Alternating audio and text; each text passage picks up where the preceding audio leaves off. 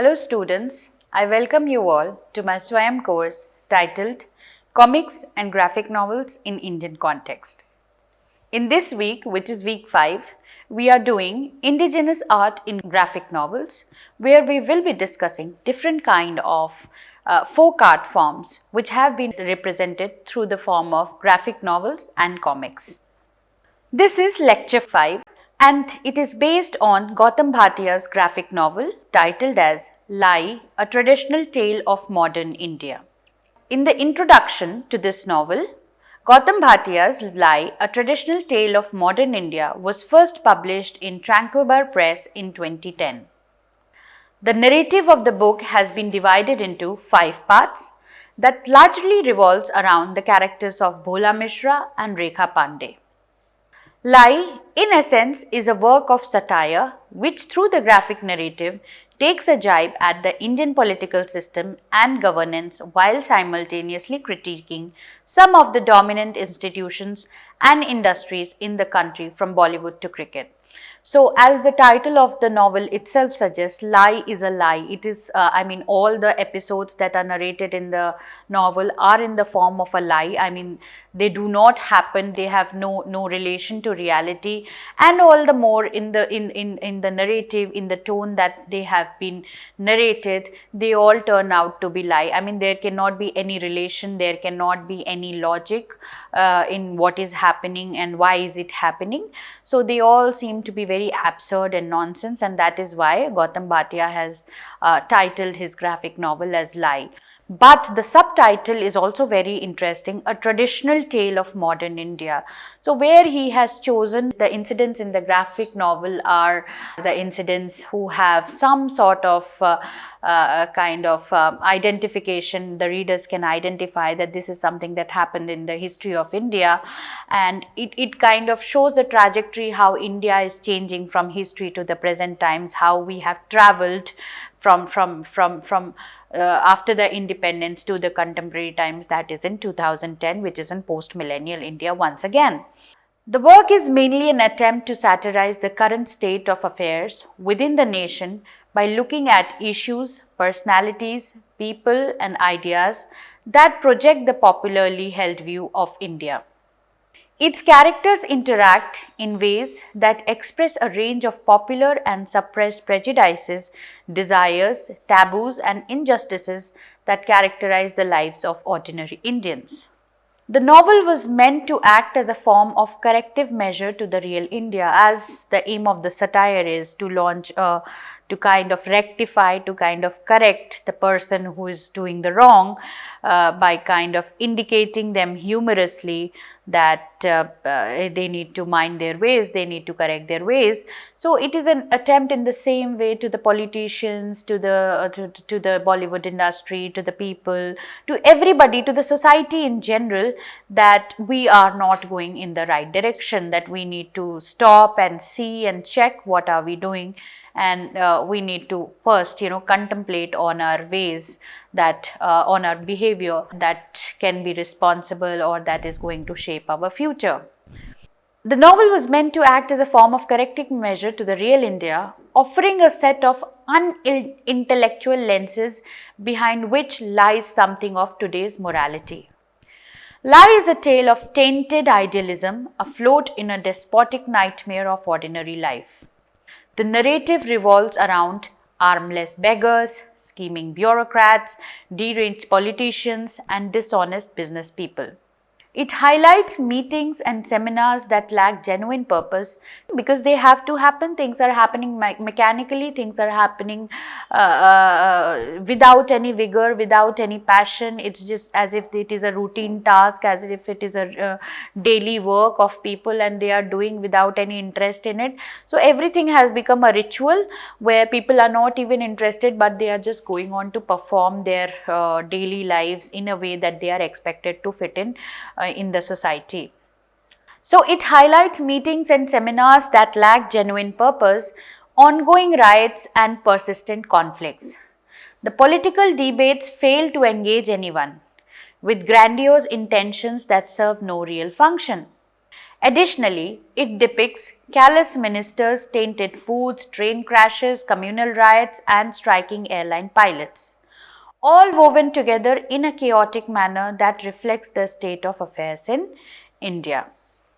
The artwork in the book was composed by miniaturist painters from Rajasthan. So why I have included this particular novel in this section is that though we in all the sections, in all the graphic novels that fall into this unit of indigenous folk art, I have tried to keep a particular novel belonging to or related to a particular art form, so that you get some knowledge about that particular art form through the graphic novel, and how this indigenous art form or how a particular folk art kind of helps in the narration of the story which is being narrated, why a particular artist or a writer took or decided to include that folk art in his novel rather than going for anything else, because there are so many options available in the folk art forms. Why does somebody choose a particular art form rather than choosing any kind of available any other folk art form?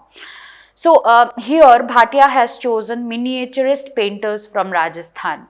However, unlike other major graphic novels, the artwork in Lie is not very clear, and the illustrations barely manage to convey the thematic depth or correspond to the narrative content of the book. This is my impression that, because miniaturist painting, to give you a very brief idea, which we will be discussing miniature painters of Rajasthan and their painting style in detail in the subsequent slides.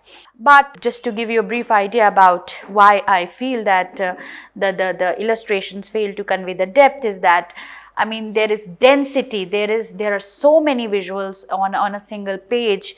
There could even be 12 to 14 panels. The papers are completely dense, because miniature paintings, everything you see in a minuscule form, in a tiny form, and small boxes have very details about how the narrative is continuing, which kind of makes it heavy on the viewers to analyze what is happening in the narrative. There are so many details, there are so many everything is being so it is not about the painters. It is about the details in the story. It is about the kind of crowding in the story, that so much is happening, and miniature paintings itself, they have dedicated themselves to details. Everything becomes too heavy for the reader or the viewer to take it all, everything at once. So this is where I feel that the density of even folk images can also take away the attention from the narrative. The shift happening between the panels at times suffer from a disjuncture, and there are occasions where the illustrations remain hazy and unclear. Because of the folk art, sometimes it becomes very difficult for a reader or viewer to understand that why a particular image has been drawn in a certain way, because readers are not kind of aware about all the motives, about all the imagery, about the entire context which miniature paintings draw upon.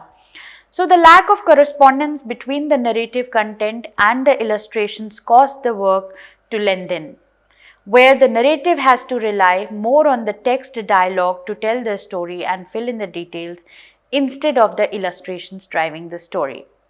Now, we are going to discuss in detail Rajasthani miniature paintings.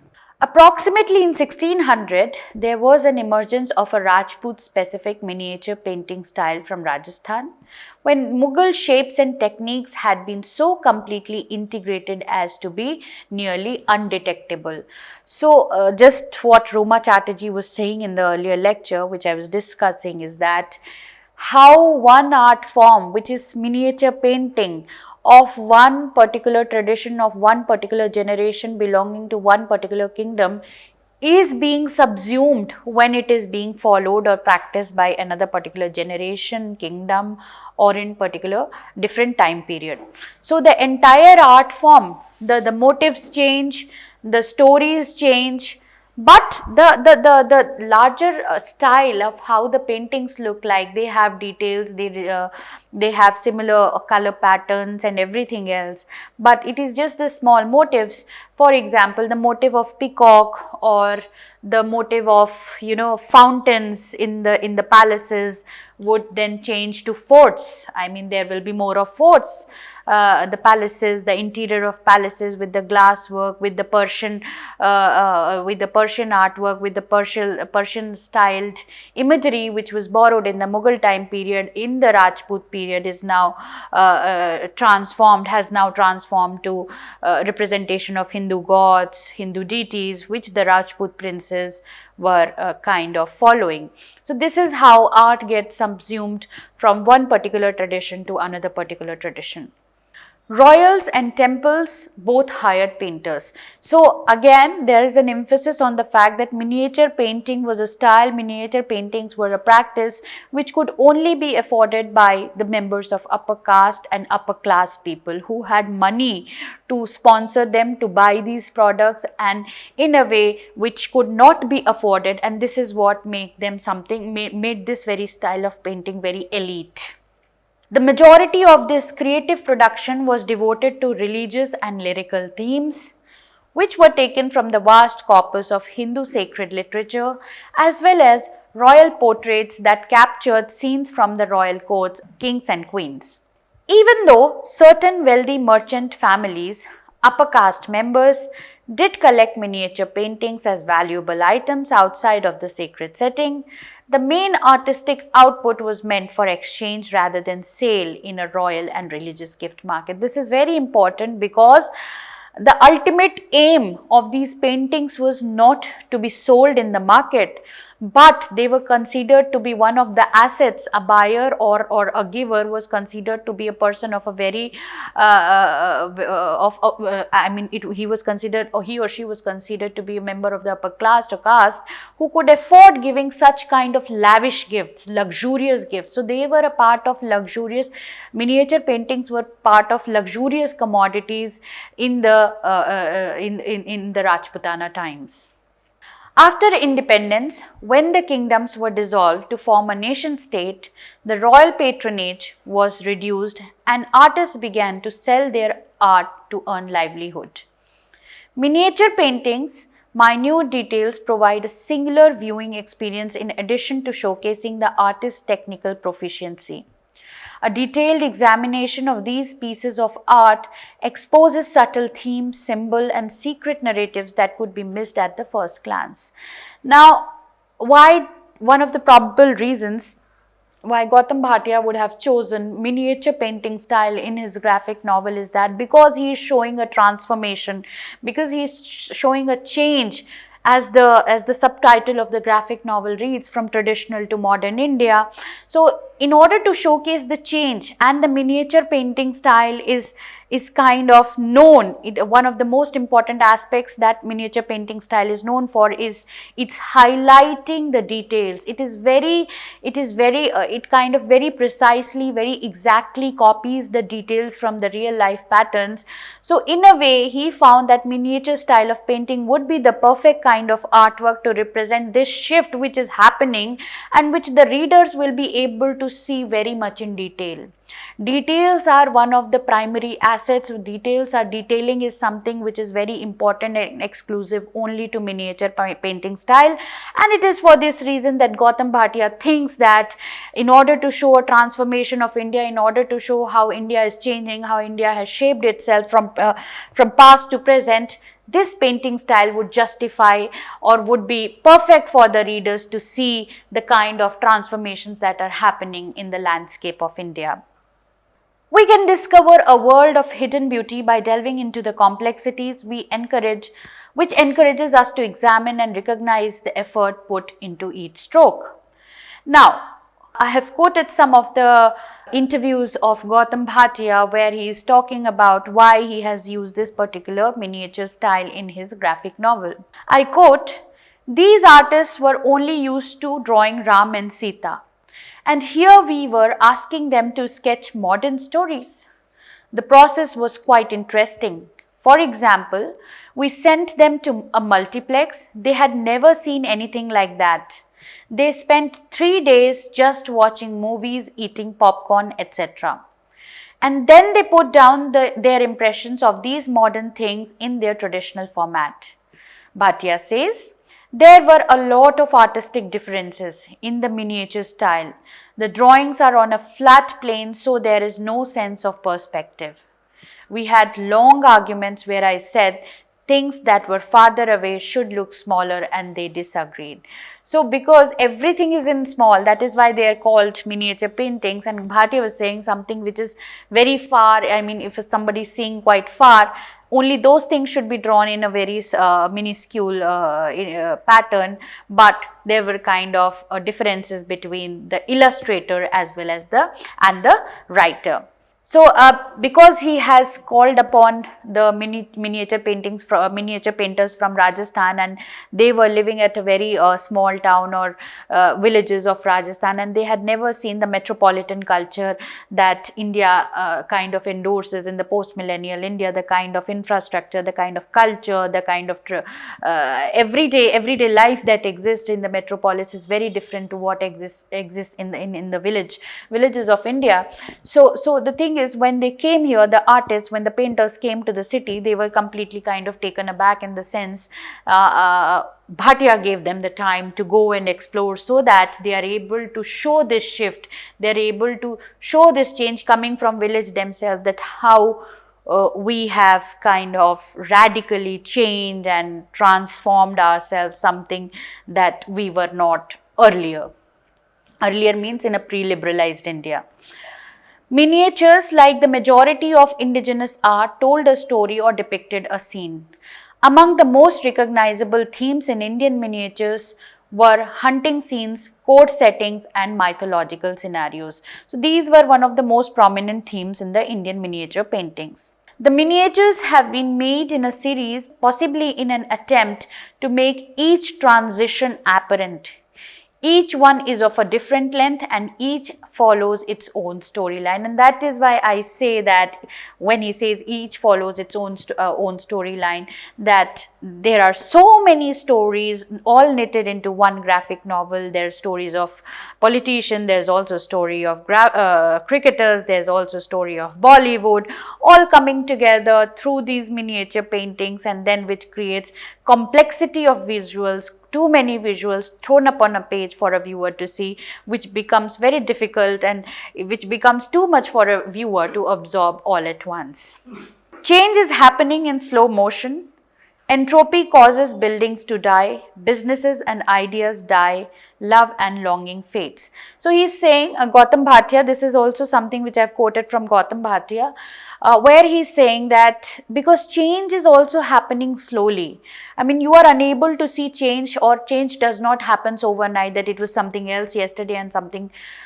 And only miniature paintings have that kind of strength, have that kind of flexibility, have that kind of implicit tendency, or have this kind of art in themselves to be able to capture this slow change, because they are focusing on the details. It is the details of changing India that these miniature paintings are able to depict. These miniature paintings of India are able to visualize on the panels seen in the graphic novel.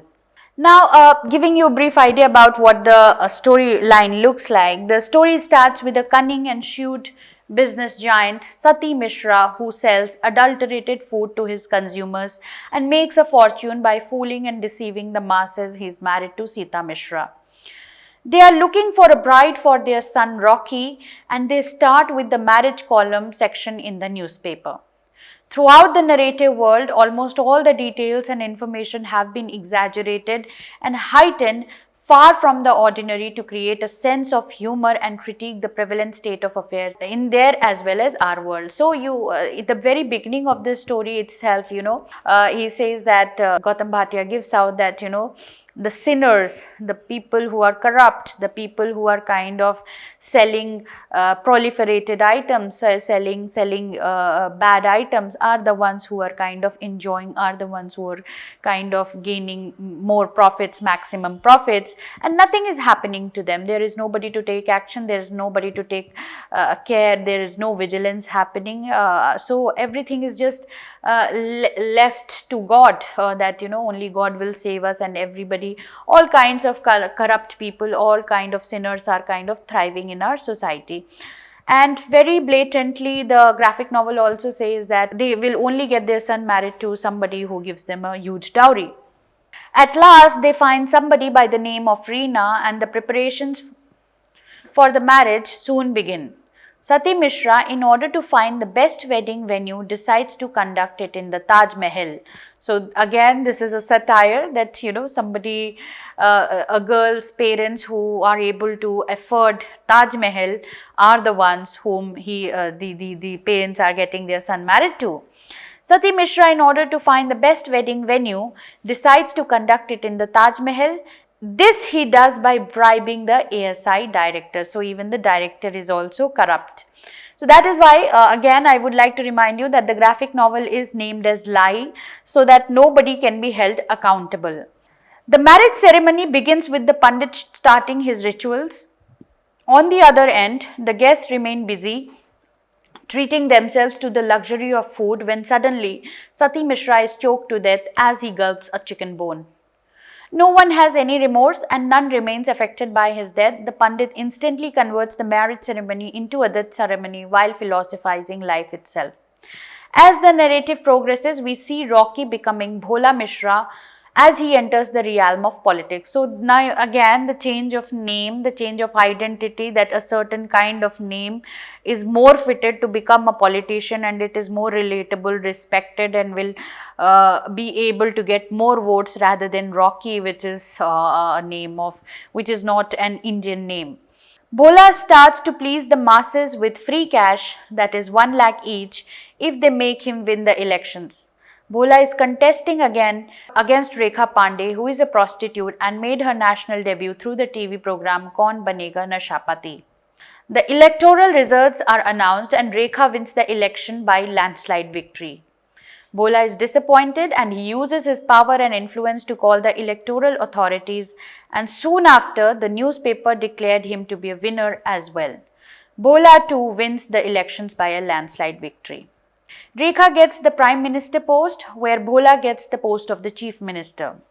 Amidst the political scenario, the narrative cuts in to reflect on the plight of Reena, who against her mother-in-law much desired wish for a grandson, unfortunately keeps giving birth to a female child.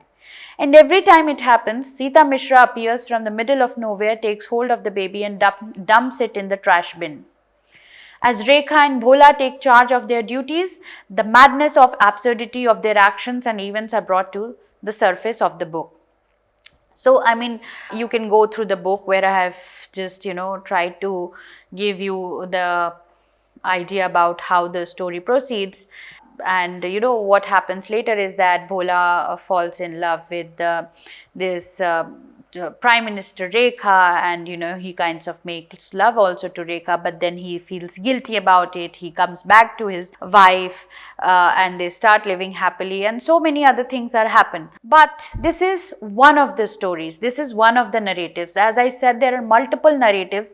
The second narrative is that because Bhola and Rekha, they both belong to Bihar and they have their constituencies in Bihar. Bihar goes through a famine where almost death toll crosses around 10,000, which is a new world record which remains unmatched in history. Even her ministers who hail from Bihar are least bothered by the deaths, and when asked by an outsider, reply promptly saying that he, the minister, belongs to Darbhanga and the famine is taking place in Patna. Hence, it doesn't bother him. While the famine goes unnoticed, Rekha is busy taking part in movie roles and also watching movies in the cinema hall. And this is where Bhatia takes a jibe at the Bollywood industry. Once, when the Indian cricket team lost a match against Pakistan, the whole team was shot to death. So these are all lies, and it is a satire that what kind of animosity we have against the people, and what kind of hatred, what kind of anger is there if we lose to a particular team, that the cricketers are even subjected to humiliation, insults, to the intensity of getting death threats. As the famine and the death toll kept rising, an older man named Ali Baba decided to lead a march with the villagers all the way to Delhi to launch a hunger strike, basing their cause on the negligence of the government on the famine and the situation of the country. So then again, there is a rise of a Gandhian-like character who, against the famine, who wants, and who is also surprised, who appears from nowhere, and he was also surprised to see that his country, India, has taken recourse to so many Western produced clothes. Due to the advent of globalization, there are so many MNCs that have come and made their base in India, and now they are selling their products. And then he sits on the strike and kind of appeals to the government that all these MNCs should be shut down, and there should be return to Swadeshi and Swaraj, and there should be more emphasis on their own countrymen, going local than global. Reflecting on the fashion brands, both Alibaba and Rahim contemplate the situation of the country, where the country and its people cannot produce its own clothes and need to be dependent on foreign companies to fill the gap. So there is this second narrative of Alibaba, who has gone on a strike. There is a narrative on film board, which kind of, the National Censorship Board was given prominence. Do it yourself. Abortion clinics were set up across the country as a measure towards population control. Fear of authority was made a norm. The publications division will issue a new version of the Ramayana where Ram is never exiled. A marriage gathering consisting of more than 3 people will count as an offense, and a few more new laws were implemented again under Rekha's emergency. So now coming to the major themes, some of the major themes that these graphic novels has is the system of governance. The graphic novel is a critique on the kind of governance, the kind of politicians we have, that nobody's bothered about the citizens who have sent them there, who have voted for them. Once they are voted in power, they all tend to be kind of similar, no matter what the party, they all act in similar ways. Then there is absurdity and breakdown of logic, because there's no logic. The cricket team is shot down, and this is one of the ways in which Bhatia is trying to reflect on the contemporary Indian scenario, where he says actually there is no logic in what is happening. Everybody is talking nonsense, everybody is talking absurdity, and you see that how a marriage ceremony is turned into a death ceremony, because you have a pandit there, and he can he knows the mantras for a marriage, he knows the chantings for a death ritual as well. So again, the graphic novel is also a critique of patriarchy and gender violence, because Rekha is asked to drop her girl child and produce a boy child, and all the girl children are thrown into the trash bin. Resistance and the Gandhian ideal. Pop culture, sensationalism and desensitization. The execution of cricket players, Rekha's stardom through Kaun Banega Nashapati, and the government's obsession with movie roles instead of public service point to a nation addicted to spectacle. People are so immersed in entertainment, scandal and distraction that real issues like famine and injustice fade into the background. Then there is hyper-exaggeration as a mirror to normalized absurdities, moral inversion. Nationalism and cultural pride are replaced with consumerism and political theatre. The use of absurdist tragedy to expose institutional inhumanity. And in conclusion, I would like to say that Lai uses satire and absurdity to hold a mirror to society, revealing how corruption, apathy, and moral decay have become deeply normalized in both public and private life. Power structures are inverted and exposed, showing how those in authority manipulate truth, history, and the law for personal gain, while genuine resistance comes from the margins. Consumerism and entertainment replace national consciousness, critiquing a society more invested in spectacle than substance and more influenced by global capitalism than indigenous identity. The story blurs the line between tragedy and comedy, using dark humor to critique the state's failure to protect its people, especially during crises like famine and political unrest. Thank you.